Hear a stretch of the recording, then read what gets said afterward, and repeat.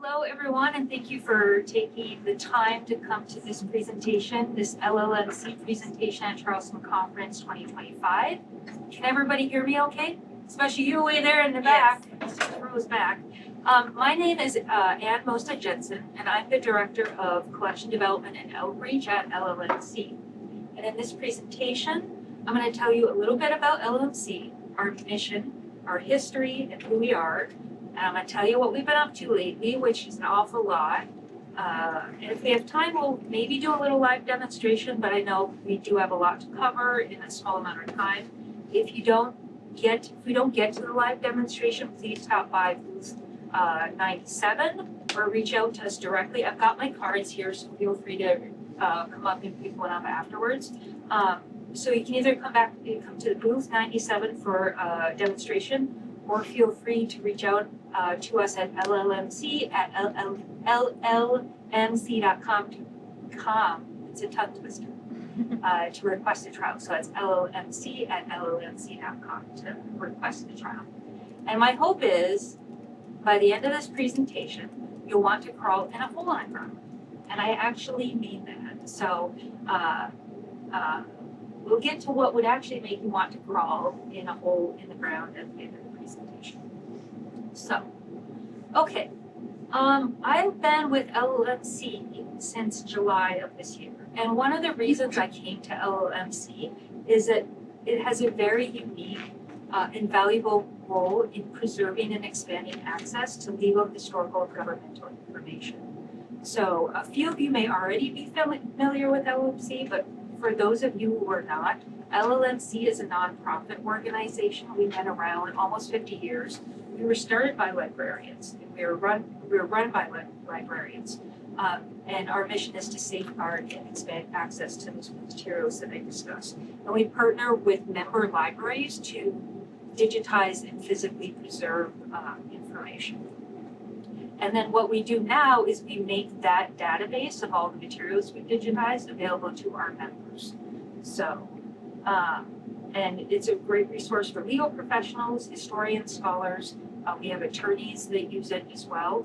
And we kind of don't consider ourselves to be vendors, but more of colleagues that are kind of helping support libraries in their work. So, for those who are interested, this is a timeline of LLMC. We started in the microfiche world. So we took print, we put it on microfiche. Raise your hand if you don't know what microfiche is. I've had a lot of audiences lately that some of the people don't know what microfiche is. So, so we started with microfiche, then we moved to bits and bytes. So we launched our database in 2003. In 2018, we moved from Hawaii, where we were founded, to Minnesota. And as a native Minnesotan, I was glad we made that change. And for those of you who are in the room right now, I know it's kind of chilly. This is what Minnesota's like. So not Hawaii. And so if you see at the end of the timeline there, this is kind of one of the reasons we're here, is we launched a new database in May of 2025. The vast majority of our members are law schools, but when we give law school libraries access, the whole campus gets access with that. And what we found is a lot of the undergraduate and graduate programs, especially political science and history, were accessing the database more than law students. So that's kind of, we wanted to come to Charleston and kind of expand and make ourselves like more known in a broader environment and to kind of test things out. So here's a little background of our team. It is small, as you can see. There's 4 of us, and we have one person that works at 0.25% as well. So we have Patrick Butler, our executive director, Joe Pinger, who's also here with us today, and then our business manager, and then myself. So 3 out of the 4 of us are librarians. Claudia, our business manager, has not achieved that title yet, but maybe one day, because I think she likes that kind of work. So next we have our board of directors. The reason I'm pointing this out is you can see that they're also law librarians working in the library world, and they're very supportive of us and the work and the transformations we've been making. But now, okay, so what's in our collection and why would this be of interest to you? We have a lot of primary material, like legal material from the US, United Kingdom, Canada, Commonwealth countries, We also have a lot of indigenous legal materials, foreign law, as well as treatises, journals, and newspapers. Plus, one thing that's really interesting is we have this real estate records collection, which is a collection of pre-colonial materials that were digitized from microfiche with a lot of like unique items in there. So, one thing okay. So, and these early state records are being used a lot by undergraduate political science and history departments. But it's hard to it's very abstract when you think about it, like early state records. What does that mean? Primary materials, what does that mean? So some of the ways that these are being used, just to give you an example of kind of how broad and kind of nuanced some of these items are and how difficult they might be to find elsewhere. For example, like very recently, we had a researcher who was appointed by the French president Emmanuel Macron to lead a commission of Franco-Haitian historians to examine the impact of the oppressive indemnity that France imposed on Haiti in 1825 in exchange for recognizing its freedom. We had materials in our database that historian, primary materials that they wanted to use to explore what happened during that time and sort of have some sort of reconciliation and see what was happening there. So, but then you jump again, we have the trial documents of Nelson Mandela. So we have like a state library that provides access, and they do a lot of educational stuff with students. And the Nelson Mandela trial documents is something they use is kind of something to base a curriculum around. And that's interesting too, because that's at the state library level. And they have this educational program with high school students, so you can see the impact there as well. Another example with like the government shutdown, it's not successful, but there's something that there's a lesson there is someone reached out to us looking for a Judge Advocate General, J opinion, that they were unable to get from the National Archives because they're shut down. So they reached out to Jay, and Jay told them to approach us. And we weren't able to track it down, but we said, keep us in the loop. If you find it, that's something, and the people that contacted us were our member institutions. And they said, if they track it down, feel free to give it to us and we'll make sure that that's something in the database. And because we have member institutions, it's not just we tell you what to do as the people who run LLMC. It's very much a relationship with our members to help them decide what to be putting in here. So another thing that we have is foreign official gazettes, and we have an agreement with the Library of Congress. So when they get rid of print materials, we have the right of first refusal. So the official gazettes are where many other countries put their final laws and other important government documents. And one example where that's interesting is we have Czechoslovakia from 1941 to 1945. If you know that time period, the Nazis had taken over that part of the world. And so the official gazette is in both German and in Czech. And you can kind of see the influence of the Germans being in control of that region in the legal development of that time. So we also have genealogists that reach out to us about historical materials. And we have that core legal materials. So we have a lot of lawyers and law students that use it to access our House and Senate journals, session laws, other historical documents. We also have records and briefs from the Supreme Court and some other jurisdictions, and we're expanding that too. As we're in South Carolina, we're in talks with the University of South Carolina to digitize their briefs and records. If you're not familiar with briefs and records, it's really exciting stuff. You could ask me more about that later. So again, these are some of the examples of how it's being used, but there's a lot more examples that I can share with you. So with that, feel free to stop by and chat with us more at our booth. And then just a couple other things. We're adding stuff every month. We add about 500 titles every month. We have 100 plus palettes of things to digitize. We're getting interesting and unique material being donated by our member institutions for digitization all the time. So the other thing that's interesting is we have a lot of rich metadata with our collections, and we provide 3 full level MARC records, which makes it, if you're using those records, it makes it very discoverable for your users in the system. So, okay, let's see. So again, we've done a lot this year. We've had a lot of technology and infrastructure changes. We've got a new logo, new website, new database, and we've added new staff, myself. So there's a lot of exciting things going on. We're also on LinkedIn, so just go LLMC and we should pop up, and we're going to be posting more content on there in the near future. So that's one way to stay in the loop with us. We have more planned in the future. Again, the new database rolled out in May, and we've already made lots of additional changes to that, and we have constant changes for our developers to continue developing that. So we are very happy with the member support that we already have, but we're always looking for new members. And when we have new members, we get to digitize more, we get to make more available, and we get to make more enhancements.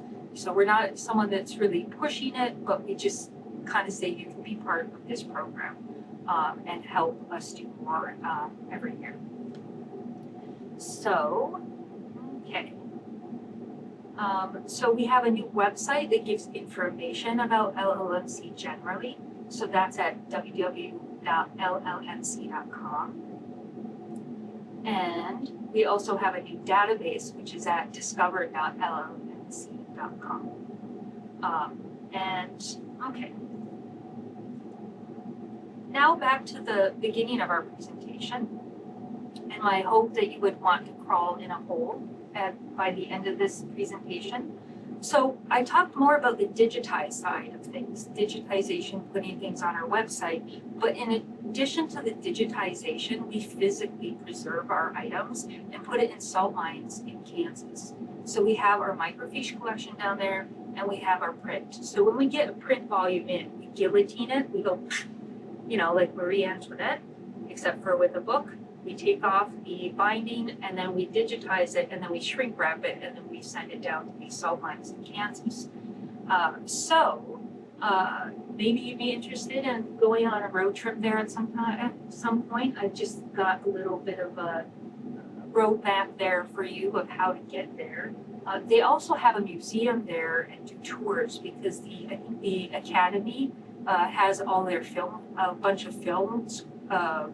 Film underground there, as well as the museum with different costumes, I think, like Superman. So, if it's good enough for Superman's outfit, and it's good enough for historical, legal, and government documents, right? Yeah. It looks like we're just over 5 minutes. So I think I will give you some time for questions.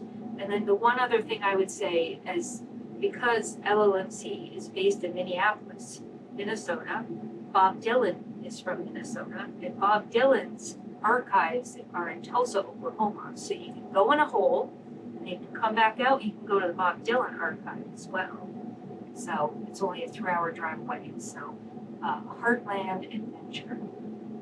So, okay. Are there any questions? Any just curiosities?